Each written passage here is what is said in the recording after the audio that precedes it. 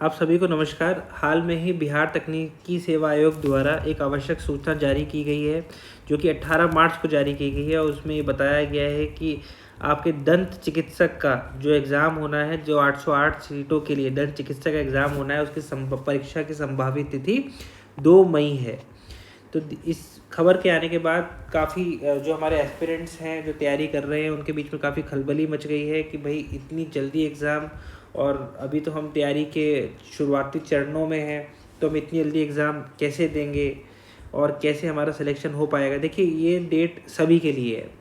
ये अगर कोई भी व्यक्ति विशेष सोच रहा है कि मेरे लिए 2 मई है, तो ऐसा उस अपने आप को सोच के ना देखें। देखिए कि सभी के लिए 2 मई ही डेट है, और सभी को एक ही समय पे पता चला है कि भाई तैयारी डेट ये होने वाली है। तो उस हिसाब से अगर मैं मानूं कि 2 मई अगर बिहार टेक्निकल सर्विस कमीशन ने आपको एग्ज़ाम की डेट दी है 2 मई 2025, तो नॉर्मली देखा जाता है, एक पैटर्न देखा गया है कि बिहार टेक्निकल सर्विस कमीशन संभावित तिथि के 7 से 10 दिन में एग्ज़ाम करा देता है। तो अगर हम 7 से 10 दिन के आसपास का कोई संडे लगाएं तो 11 मई के आसपास हो सकता है कि आपका एग्ज़ाम हो जाए।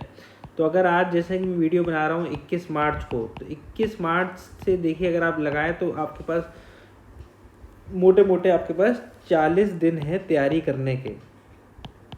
ये देखिए 40 दिन सभी के लिए 40 दिन ही हैं तैयारी करने के लिए। तो इसी में अपनी स्ट्रैटेजी को इतना मजबूत बनाएं कि आप जितने भी सिलेबस में आपको टॉपिक्स दिए गए हैं आप उनको कवर कर लें। अब बहुत लोगों के मन में सवाल है कि जैसे मान लीजिए टॉपिक विशेष से ही तैयारी करें, पर अगर आप देखिए कोई भी टॉपिक को आप पढ़ते हैं तो उस टॉपिक के अंदर ही बहुत सारे सब टॉपिक होते हैं। तो काफ़ी सारे स्टूडेंट्स को ये है, जैसे मान लीजिए कि अगर मैं एग्जांपल करूँ, ओरल सर्जरी में एक टॉपिक दिया है एक्सोडोंशिया। तो एक्सोडोंशिया में टूथ एक्सट्रैक्शन के बारे में आपको पढ़ना है। अब आप इसमें खाली ये एक्सपेक्ट नहीं कर सकते कि मैं एक्सट्रैक्शन के प्रिंसिपल पढ़ के चले जाऊँ या बेसिक एक्सट्रैक्शन टेक्निक्स पढ़ के चले जाऊँ। इसमें आपका एलए भी आ जाएगा, ठीक है, आपके एक्सट्रैक्शन कॉम्प्लिकेशंस भी आ जाएंगे। तो आप समझिए कि एक टॉपिक के अंदर कितने सारे आपके सब टॉपिक्स बनते हैं। तो ध्यान रखिए अपनी तैयारी के समय शॉर्टकट मत अपनाइए, पर हाँ हमें यहाँ पे ज़रूरत है स्मार्ट स्टडी करने की। तो स्मार्ट स्टडी करिए, टॉपिक कोई भी मत छोड़िएगा, ये बात का विशेष ध्यान रखिएगा। स्मार्ट स्टडी करिए। आपके पास 40 दिन है, तो 40 दिन में अगर हमें मोटे तौर पे 10 सब्जेक्ट हमने तैयार करने हैं, तो 3 दिन एक सब्जेक्ट को मान के चलिए ना कि आपको 3 दिन में एक सब्जेक्ट आपने कवर करना है। और उसके बाद अगर हम इस स्ट्रैटेजी से 30 दिन में हमारे सारे सब्जेक्ट कवर हो जाते हैं, और 10 दिन में आप मैराथन टेस्ट दीजिए एक के बाद एक, ताकि आप क्योंकि पेपर देने वाले हैं कंप्यूटर बेस्ड टेस्ट, तो आपको कंप्यूटर बेस्ड टेस्ट देने की तैयारी हो जाए। आपको ये ना हो कि बिल्कुल कंप्यूटर बेस्ड टेस्ट पे आप जाएं तो वो आपके लिए एक नया हो और आपको वहाँ टाइम मैनेजमेंट नहीं हो पाए। तो अपनी स्टडी दिन बचे हुए दिनों के हिसाब से अपनी स्टडी को स्मार्ट स्टडी के तरीके से आप इसे ख़त्म करने की कोशिश करिए। घबराए ना, देखिए सभी के लिए उतना ही टाइम है और सभी का वो सिलेक्शन पाना है, ठीक है। तो घबराएंगे तो आप घबरा कर तैयारी नहीं करेंगे, खाली सिर्फ और सिर्फ परेशान हो सकते हैं। तो इस बात का विशेष ध्यान रखें। तो इस हिसाब से आप तैयारी करें। और मैं बार बार बोल रहा हूँ कि अभी पूरी किताब पढ़ने का टाइम नहीं है, कोई भी नहीं पढ़ सकता 3 दिन में एक सब्जेक्ट को पूरे ख़त्म नहीं कर सकता। तो जितने भी समरी हैं, साइनॉप्सिस हैं, उनको पहले पढ़िए। उसके बाद सबसे जितने आप ज़्यादा क्वेश्चन लगा सकते हैं, मैं तो कहूँगा दिन में अगर कोई इंसान 300 क्वेश्चन लगा रहा है तो उसके सिलेक्शन के चांसेस बहुत अच्छे हैं। तो इतना आप मेहनत करिए, अपने बाकी चीज़ों से अपना टाइम निकालिए।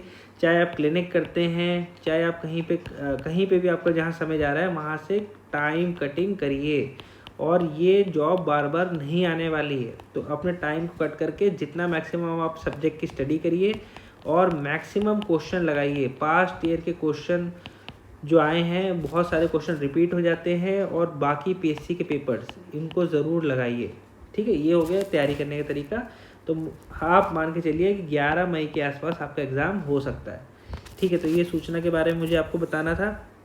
इसके बाद इन्होंने बोला है कि आपको एडमिट कार्ड आपको वेबसाइट पे ही प्रोवाइड हो जाएगा, www.btsc.bihar.gov.in पे आपके जो एडमिट कार्ड है प्रकाशित कर दिए जाएंगे, ठीक है। तो अभ्यर्थियों को आदेश है कि वो वेबसाइट को बार बार देखते रहें। तो इसके लिए भी आपको परेशान होने की ज़रूरत नहीं है। आपने अगर BTSC preparation group tooth Practo पे ज्वाइन कर रखा है, तो उस पर आपको ये सारी इन्फॉर्मेशन मिलती रहेगी, आप परेशान होने की कोई ज़रूरत नहीं है। तो आप BTSC का टूथ प्रैक्टो ग्रुप ज्वाइन कर लें। अच्छा, थोड़े दिन पहले ही हमने फॉर्म फिलिंग को लेके काफ़ी लोगों को दिक्कत थी, तो फॉर्म फिलिंग आसान करने के लिए आपके लिए एक वीडियो बना के दी थी, पर उसके बाद भी कुछ लोगों के मन में कुछ डाउट्स हैं कि यहाँ पे क्या भरना है, यहाँ कैसे भरना है। तो उन बेसिक डाउट्स के मैंने कुछ क्वेश्चन बनाए हैं, जो कि मैं स्टेप बाय स्टेप आपको बताता चलूँगा और आपके वो डाउट्स को दूर करने की कोशिश करूँगा। तो एक एक क्वेश्चन ले लेते हैं। जैसे कि सबसे पहले लोगों को जहाँ पे दिक्कत आई वो कैंडिडेट के पर्सनल डिटेल्स में। जैसे कि हमारे पास एक क्वेश्चन आया कि मेरा नाम सर भाग्यश्री है, तो मैं फर्स्ट नेम, मिडिल नेम और लास्ट नेम में क्या डालूँ। देखिए भाग्यश्री जी, अगर आपके 10th के सर्टिफिकेट में भाग्यश्री एक साथ लिखा है, तो आप फर्स्ट नेम में सीधा भाग्यश्री यहाँ पे डाल देंगी। सेकेंड, मिडिल नेम और लास्ट नेम में कुछ नहीं आएगा। अगर आपके 10th के सेकेंड में भाग्य अलग है और श्री अलग है, तो फर्स्ट नेम में भाग्य हो जाएगा और लास्ट नेम में श्री आ जाएगा, मिडिल नेम कुछ नहीं। ठीक है, जैसा आपके 10th के सर्टिफिकेट में आपका नाम दिया है, उसी हिसाब से आप यहाँ पे कैंडिडेट के जब आप फर्स्ट नेम, मिडिल नेम और लास्ट नेम आप यहाँ पे डालेंगे। ठीक है, इसके बाद रजिस्ट्रेशन डिटेल में आता है, जहाँ किसी को कोई प्रॉब्लम नहीं हुई है, यहाँ सारी चीज़ें क्लियर हैं। इसके बाद आ जाते हैं हम सीधा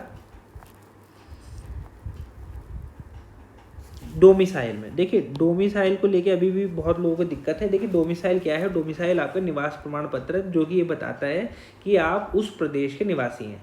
तो यहाँ हमारा बिहार टेक्निकल सर्विस कमीशन का एग्जाम हो रहा है, तो हमें चाहिए कि हमारे पास बिहार का डोमिसाइल हो, ताकि हमें बिहार के अंदर रिजर्वेशंस का फ़ायदा हम उठा सकें। तो ज़रूरी नहीं है, यहाँ पे ऐसा कोई ज़रूरी नहीं है कि आपके पास बिहार का डोमिसाइल होना चाहिए। आप दूसरे स्टेट के भी डोमिसाइल हो सकते हैं, पर आपने उस स्टेट के डोमिसाइल की डिटेल्स भी डालनी है। ठीक है, तो हर जगह का डोमिसाइल अलग अलग प्रकार से बनाया जाता है। जैसे मान लीजिए यूपी का अलग प्रकार से है, तो आप अपना डोमिसाइल बनवा लें, तो आपके पास दूसरे स्टेट का डोमिसाइल भी आपको चलेगा, जिसके माध्यम से आप फॉर्म भर सकते हैं। पर क्योंकि एग्ज़ाम बिहार का हो रहा है, तो बिहार के डोमिसाइल की हम पहले बात कर लेते हैं। बहुत सारे लोगों को डोमिसाइल बनवाने में दिक्कत आ रही है। देखिए अगर डोमिसाइल दो स्तर से है, अगर रूरल स्तर से बना रहे हैं तो आप लेखपाल के माध्यम से डोमिसाइल बनवा सकते हैं, वहाँ एप्लीकेशन दे सकते हैं, या ऑनलाइन एक पोर्टल है RTPS, जो कि ई डिस्ट्रिक्ट मिशन मोड प्रोजेक्ट है। आप RTPS पे जाके अपनी एप्लीकेशन को डाल सकते हैं। ठीक है, आप वहाँ लॉगिन बना लीजिए और RTPS पे आप इसको अप्लाई कर सकते हैं, जिससे कि आपके जो भी वहाँ पे लेखपाल होते हैं वो लोकल रिपोर्ट लगाकर, और आपका जो मेन ऑफिसर होता है, जो जैसे मान लीजिए रेवेन्यू ऑफिसर है, SDM है या तहसीलदार है, फिर वो आपको अप्रूव करके उनके साइन के द्वारा आपका सर्टिफिकेट बन जाता है। तो RTPS हमें कौन कौन से सब्जेक्ट की जरूरत, हमें कौन कौन से आपके सर्टिफिकेट्स की ज़रूरत है, जैसे कि मान लीजिए किसी को डोमिसाइल की ज़रूरत है, वो भी आपका यहाँ बन जाएगा। कास्ट सर्टिफिकेट भी आप यहाँ पे अप्लाई कर सकते हैं, कास्ट सर्टिफिकेट। और उसके बाद हमारा इम्पॉर्टेंट सर्टिफिकेट है इनकम सर्टिफिकेट, उनकी कॉपीज़ भी हमने यहाँ पे एक डमी कॉपीज़ भी लोड कर दी हैं, ताकि आपको आसानी हो जाए। तो डोमिसाइल को आप RTPS पे जाके बनवा सकते हैं। अगर मैं साइट की बात करूँ तो इसी साइट का नाम है सर्विस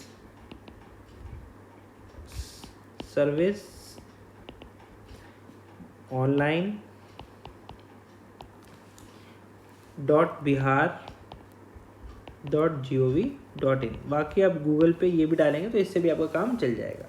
तो आप RTPS पे जाके अपने डॉक्यूमेंट्स को बनवा सकते हैं।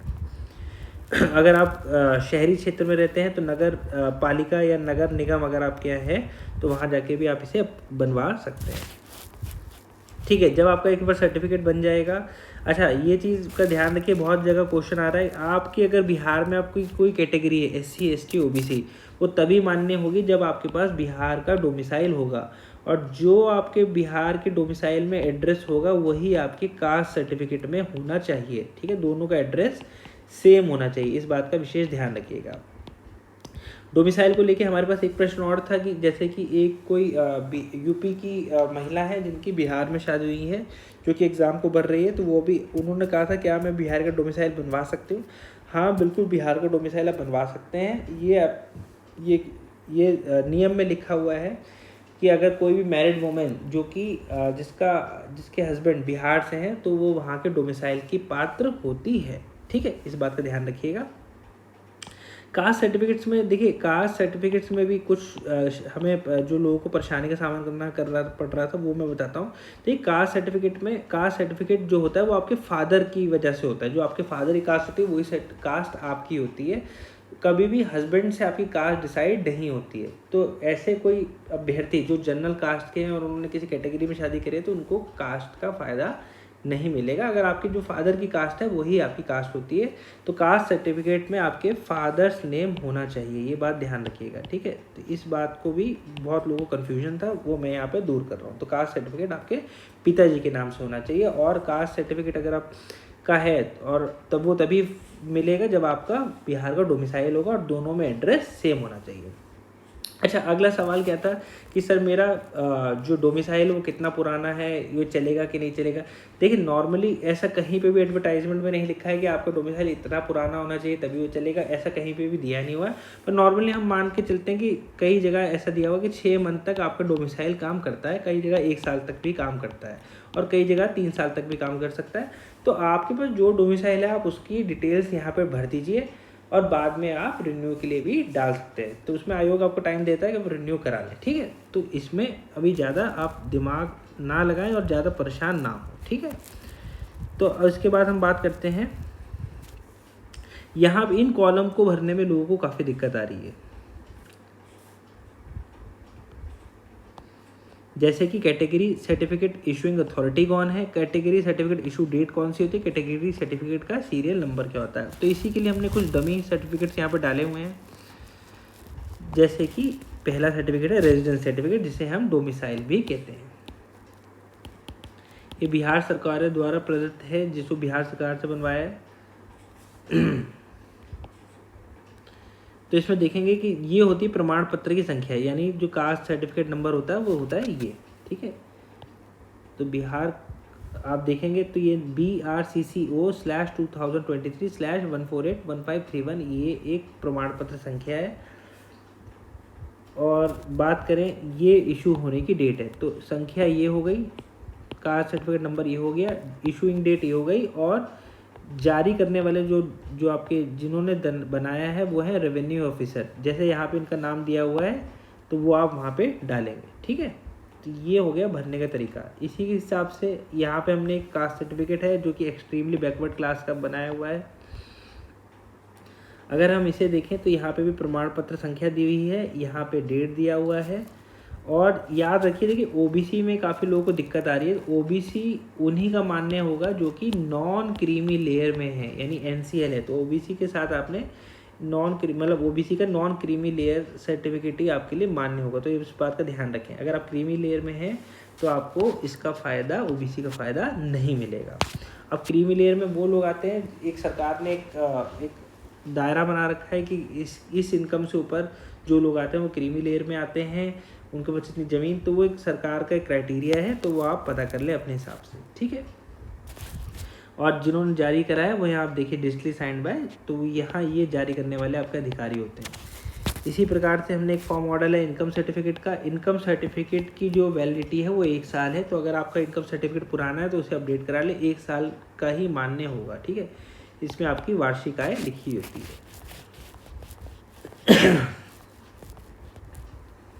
ठीक है, ये तो बात हो गई आपकी कैटेगरी सर्टिफिकेट्स की। आइडेंटिफिकेशन डिटेल में काफ़ी लोगों को दिक्कत आ रही थी। देखिए, कोई भी ऐसा मोल आपके बॉडी पे कोई मोल हो या कट मार्क हो जिसे हम बदल नहीं सकते हैं, तो वही आप यहाँ पे डालें। ठीक है, इसमें कोई और ज़्यादा दिक्कत है नहीं, ये चीज़ हम आपको क्लियर कर चुके हैं।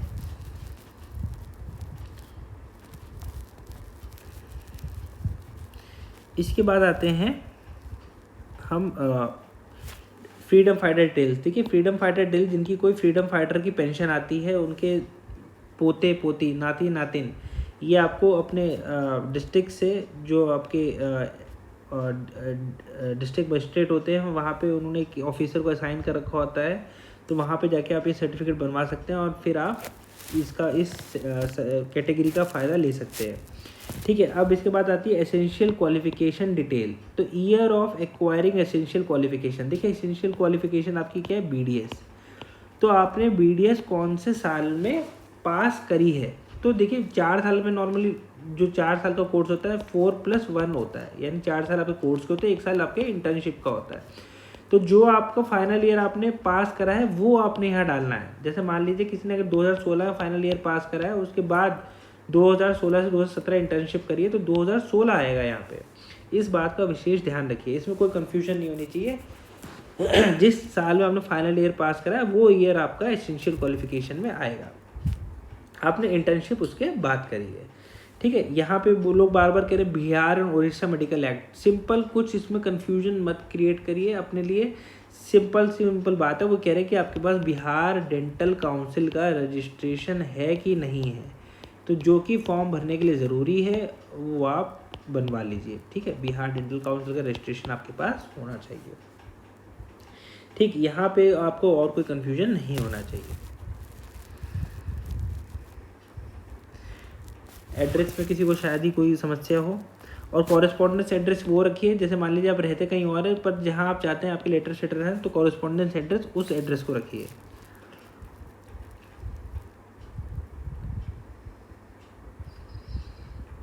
ठीक है। इसमें भी किसी को कोई ये 10th का आपका सर्टिफिकेट है, यहाँ पे हमने आपकी सुविधा के लिए 10th का सर्टिफिकेट भी लोड कर दिया है, मैं आपको दिखा देता हूँ। जैसे मान लीजिए कि यहाँ पे बोला गया है नेम ऑफ बोर्ड, जैसे कि एक सर्टिफिकेट हमारे पास हमने ढूंढा, अगर जो भी बोर्ड है आपका, जैसे मान लीजिए किसी सीबीएसई से पास करा है, किसी ने आईसीएसई, किसी ने बिहार बोर्ड से, तो वो जो भी बोर्ड है आपका वो यहाँ डाल दीजिए। स्कूल का नाम, जिस स्कूल में आपने 10th पे थे। डिवीज़न आपकी क्या है, देखिए डिवीज़न को आपको डिवीज़न हम आपको बता रहे हैं डिवीज़न कैसे डिसाइड होती है। अगर आपके 60% से ऊपर मार्क्स हैं तो आपको फर्स्ट डिवीज़न मानी जाती है। अगर 60% से अबव है तो उसे हम फर्स्ट डिवीज़न मानते हैं। अगर आपके 50 से 59.9% मार्क्स है तो इसे सेकेंड डिवीज़न माना जाता है। अगर 50 से कम परसेंट है तो उसको थर्ड डिवीज़न माना जाता है। तो इसको आप एकदम ध्यान रखिएगा, इस कॉन्सेप्ट को ध्यान रखिएगा, डिवीज़न इससे डिसाइड होती है। सर्टिफिकेट नंबर, जैसे कि हमने यहाँ डाला है एक सर्टिफिकेट, तो ये सर्टिफिकेट नंबर ये है आपका, ठीक है। तो इसमें कोई परेशानी आपको नहीं होनी चाहिए आगे। इसके बाद हम आते हैं percentage of marks CGPA grade. तो देखिए हर साल क्योंकि जैसा चेंज होता रहता है तो यहाँ देखिए ग्रेड पॉइंट दिए हुए हैं, ठीक है। परसेंटेज नहीं दी है, मार्क्स सिस्टम नहीं था। जिन्होंने जब ये 10th पास करी थी तो उनके यहाँ मार्क्स सिस्टम नहीं था, तो उन्होंने डाल दिया। जो काफ़ी पुराने लोग हैं उनके यहाँ मार्क्स दिए थे तो मार्क्स डाल दें। जो भी आपने जैसे भी 10th पास करी है आप वहाँ पे डाल दें, और जिस साल में आपने पास करी वो आप डाल दें। मैक्सिमम मार्क्स हैं, आप सारे सब्जेक्ट्स को टोटल कर लें तो वो आपके मैक्सिमम मार्क्स हो जाएंगे, और जितने आपको मिले हैं वो आपके मार्क्स ऑब्टेन्ड हो जाएंगे, यानी प्राप्तांक हो जाएंगे। इसके बाद फिर से एसेंशियल क्वालिफिकेशन डिटेल आती है। देखिए आप एसेंशियल क्वालिफिकेशन में बीडीएस है, वो अपने आप ही आपको 2 चीज़ें सेलेक्ट कर सकते हैं, BDS pass from India, BDS pass outside of India. तो वो आप यहाँ डाल देंगे, इंस्टीट्यूट नेम जिससे भी आपने करा है। इसके बाद जहाँ जो दिक्कत आ रही है, आप यहाँ पे यहाँ पे सर्टिफिकेट नंबर, यहाँ बहुत लोगों को क्वेश्चन आ रहा है कि यहाँ हम कौन सा सर्टिफिकेट डालें। तो यहाँ पे आप अपने बीडीएस की जो डिग्री का सर्टिफिकेट होता है वो आप डाल सकते हैं।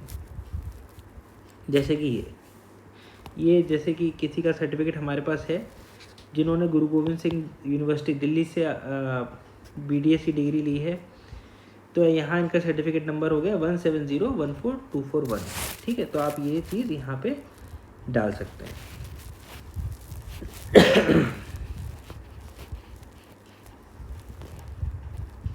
ठीक, मैक्सिमम मार्क्स आपके, अब यहाँ पे बहुत लोग परेशान हो रहे हैं कि मैक्सिमम मार्क्स क्या है। देखिए मैक्सिमम मार्क्स आपके 4 साल के एग्रीगेट डालिए, 4 इयर्स के एग्रीगेट, जो कि नॉर्मली ये कहीं दिया नहीं हुआ है, पर नॉर्मली हम 4 इयर्स का एग्रीगेट डालते हैं कि मैक्सिमम मार्क्स 4 साल के जितने भी टोटल मार्क्स जोड़ लीजिए और कितने आपको 4 साल में अगर मार्क्स मिला कितने ऑब्टेन्ड है। तो बहुत जगह आपको देखिए कुछ जैसे काफ़ी जगह कमेंट्स में था कि हमें पता नहीं है कि 4 साल के सब्जेक्ट हमारी मार्कशीट अलग अलग है। जैसे ये गुरु गोविंद सिंह यूनिवर्सिटी दिल्ली ने देखिए एक मार्कशीट जारी करी हुई है, इनमें 4 साल के अलग अलग एक ही मार्कशीट में फर्स्ट प्रोफेशनल सेकंड प्रोफेशनल के मार्क्स आपको दिए हुए हैं, तो कई कॉलेजेस में मिलती है, कई कॉलेजेस में नहीं मिलती। अगर नहीं मिलती है तो चारों साल जब आप एंड में लोड करेंगे तो first year, second year, third year और फाइनल ईयर की मार्कशीट को PDF बना के आप एक साथ डाल दें, समझ गए। अगर आपको ऐसे कंसोलिडेटेड मार्कशीट जो कि मिलती है कुछ कॉलेजेस में, तो आप ऐसे भी आप डाल सकते हैं। देखिए इसमें चारों साल की एक ही है, तो आप इसको एक को डाल दीजिए, तो इसमें कोई ज़्यादा परेशानी की बात है नहीं। ठीक है, डिवीजन आपकी जैसे कि अगर आपको 60% रुपये मांगे, डिवीजन आपकी फर्स्ट हो जाएगी। ठीक, और ईयर ऑफ पासिंग में भी आपका वही फाइनल ईयर जब आपने पास करा है उसी का ईयर आएगा। जैसे हमने ऊपर 2016 डाला था तो यहाँ पे भी 2016 आएगा। ठीक है, उसके बाद अगर आपने इंटर्नशिप करी है तो येस कर देंगे। तो उसके बाद आपके पास इंटर्नशिप की डिटेल पूछेगी, कितने से कब करी है, तो वो डिटेल आप डाल देंगे। ठीक है, तो यहाँ पे कन्फ्यूजन आपका हमने ये कर दिया है दूर।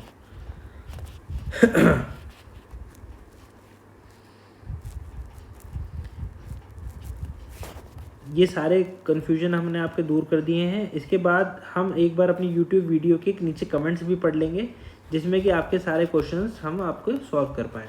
तो सबसे पहले हम आपके YouTube के क्वेश्चंस ले लेते हैं।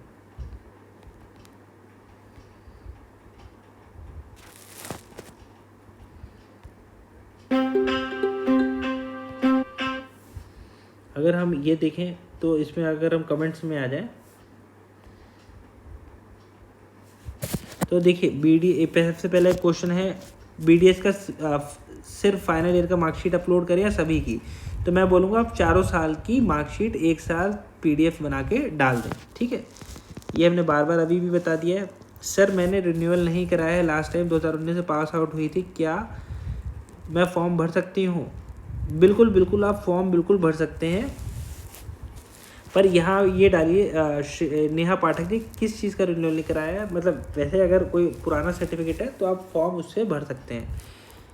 हाँ, इन्होंने बोला I don't have Bihar registration, can I apply with other state registration and then before appointment get it transfer to Bihar.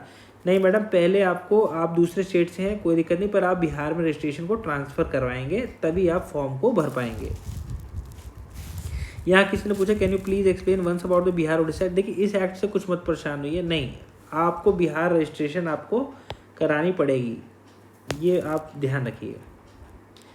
Sir advertisement जो एक्सपीरियंस सर्टिफिकेट का फॉर्मेट दिया उससे कौन फेल कर सकते हैं? प्राइवेट क्लिनिक का आपको कोई एक्सपीरियंस काम नहीं आएगा। साफ एडवर्टाइजमेंट में लिखा हुआ है कि अगर बिहार सरकार के अंदर आपने किसी भी यानी बिहार के अंदर किसी भी सेंट्रल गवर्नमेंट इंस्टीट्यूशन जैसे ESIC या हम कहें कोई सेंट्रल गवर्नमेंट ऑर्गेनाइजेशंस हैं उसमें काम कर रहा हो, या बिहार सरकार के जो नगर के अस्पताल हैं, डिस्ट्रिक्ट अस्पताल हैं, या कहीं CHCs हैं या स्टेट हॉस्पिटल है वहाँ काम करे, तो उन्हीं का आपका एक्सपीरियंस आपका काम करेगा। सर मैं डोमिसाइल सर्टिफिकेट इशू में ऑफिसर का नाम लिख दिया है, क्या होगा?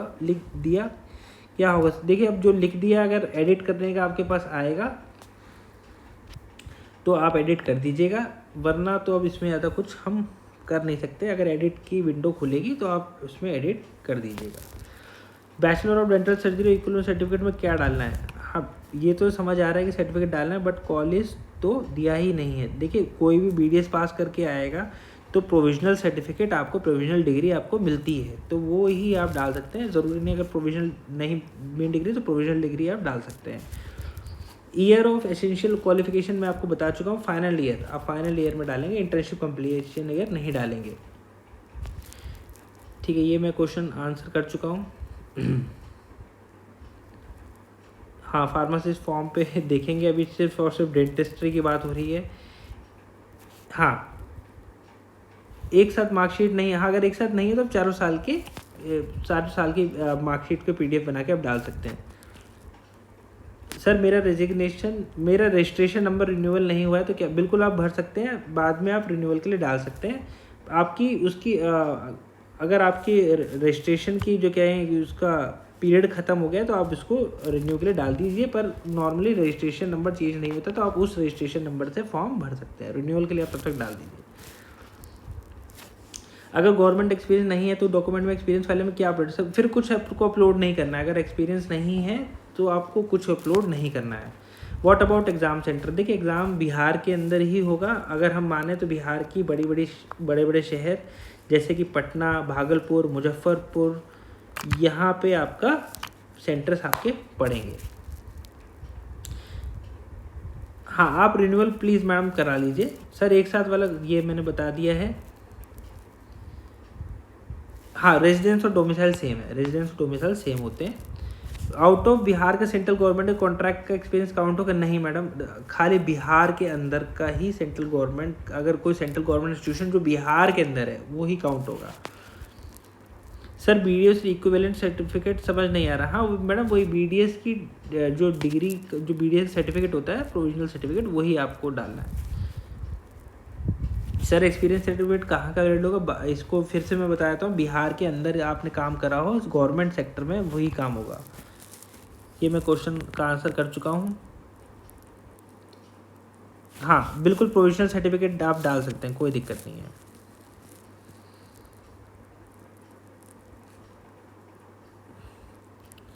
हाँ सबा जी, पहले आपको जहाँ पे भी आपने अप्लाई कर रखा है स्टेट में, पहले आपको वहाँ से NOC लेनी पड़ेगी, उसी के बाद आप अप्लाई कर पाएंगे। हाँ ये मैं वीडियो कल तक, क्योंकि हमारी टीम बिहार पहुंची हुई है, हम आपको प्रॉपर अच्छी सारी डिटेल देना चाहते हैं, तो हम कल तक इसकी भी आपको बिहार डेंटल काउंसिल रजिस्ट्रेशन की वीडियो डाल देंगे। नहीं मैडम, आपको बिहार उड़ीसा गवर्नमेंट का रजिस्ट्रेशन नहीं, आपको बिहार का रजिस्ट्रेशन कराना पड़ेगा। ठीक है, ये मैं आंसर कर चुका हूँ, ये भी मैं आंसर कर चुका हूँ। हाँ भाग्यश्री जी वाला मैंने आपका ये डाउट क्लियर कर दिया है।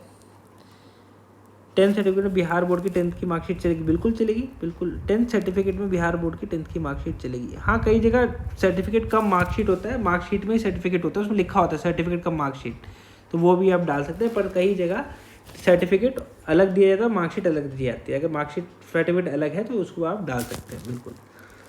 हाँ टोटल मार्क्स 75। देखिए टोटल क्वेश्चन 100 हैं और मैक्सिमम हर क्वेश्चन 4 नंबर का, तो 400 मार्क्स, तो इसको 0.75 से जितने भी आपके परसेंट मार्क्स को उनको 0.75 से मल्टीप्लाई कर दिया जाएगा, उतने आपके मार्क्स बन जाएंगे। बिल्कुल आप यूपी से हैं, बिल्कुल अप्लाई कर सकते हैं, पर रजिस्ट्रेशन आपका बिहार होना चाहता है। अब जैसे किसी ने बोला है कि ओशन ऑफ डेंटिस्ट्री में ऐसी कोई मार्कशीट नहीं आती, मैंने आपको दिखा दिया ऐसी मार्कशीट होती है, पर कुछ कॉलेजेस में मिलती है, कुछ कॉलेजेस में नहीं मिलती है। तो मैंने मोस्टली कमेंट्स का आंसर कर दिया है, तब भी इसके बाद भी आपको परेशानी आती है तो हम इसको सॉल्व करने में आपकी हेल्प करेंगे। देखिए जो एक कमेंट जो दिख रहा है, सर मैंने डोमिसाइल सर्टिफिकेट इशू ऑफ में ऑफिसर का नाम लिख दिया है, कोई परेशानी नहीं है। अब आप जो लिख दिया है वो ठीक है, अगर एडिट आता है ठीक है, पर इससे ज़्यादा कोई परेशानी नहीं होगी। ये इतनी गलतियाँ आपकी स्वीकृत हो जाती हैं, ठीक है, इसीलिए मैं ज़्यादा परेशान नहीं है। तो ये सारी चीज़ें थी जो कि मैंने कोशिश करी है कि वीडियो में मैंने आंसर कर दूँ। अब वापस आ जाते हैं अपने टॉपिक पे।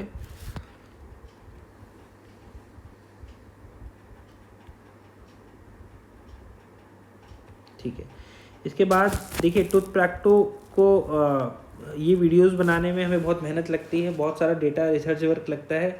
तो आपसे मेरा निवेदन है कि टूथ प्रैक्टो को लाइक करें, टूथ प्रैक्टो की वीडियोस को शेयर करें, ताकि आपके जो फ्रेंड्स जिनको ये चीज़ों में परेशानी आ रही है उनकी हेल्प हो पाए। साथ ही साथ टूथ प्रैक्टो ने अपने Bihar PSC dental surgeon exam की टेस्ट सीरीज़ चालू कर रखी है, जिसमें कि हम आपकी जो मैक्सिमम मदद होती है वो कराते हैं, जिसमें आपको सारे सब्जेक्ट वाइज क्वेश्चन मिलेंगे, डेंटल सब्जेक्ट्स के नोट्स, कंसाइज नोट्स मिलेंगे, और आपको सारे स्टेट PSCs के पेपर, जिससे कि आपको एक आइडिया लग जाए। और इसमें बहुत सारे स्टूडेंट्स क्योंकि एडेड हैं, तो आपको एक रैंकिंग मिलती है, तो आपको अपनी तैयारी का स्तर भी पता लगता है। और अनलिमिटेड अटेम्प्ट्स दे सकते हैं, अगर आपसे कोई एग्ज़ाम मिस भी जाता है तो दोबारा आप उस एग्ज़ाम को दे सकते हैं। ये है बिहार का BTSC का लाइव टेस्ट शेड्यूल, जो कि 17 मार्च से चालू हो गया है। तो आप इस शेड्यूल के हिसाब से अपनी तैयारियों को अलग उड़ान दे सकते हैं। तो बिल्कुल देर मत करिए, जल्दी से जल्दी अपनी तैयारी को और मजबूत कीजिए। हम चाहते हैं कि आप अपना सिलेक्शन लें बिहार के अंदर, और आपका जो सपना है वो पूरा हो। टूथ प्रैक्टो बहुत सालों से अच्छे रिजल्ट देते आया है, जैसे कि हाल में राजस्थान MO डेंटल के एग्ज़ाम में दिया, उससे पहले यूपी पब्लिक सर्विस कमीशन में भी टूथ प्रैक्टो के स्टूडेंट्स ने अच्छा रिजल्ट देके टूथ प्रैक्टो को कामयाब बनाया। धन्यवाद।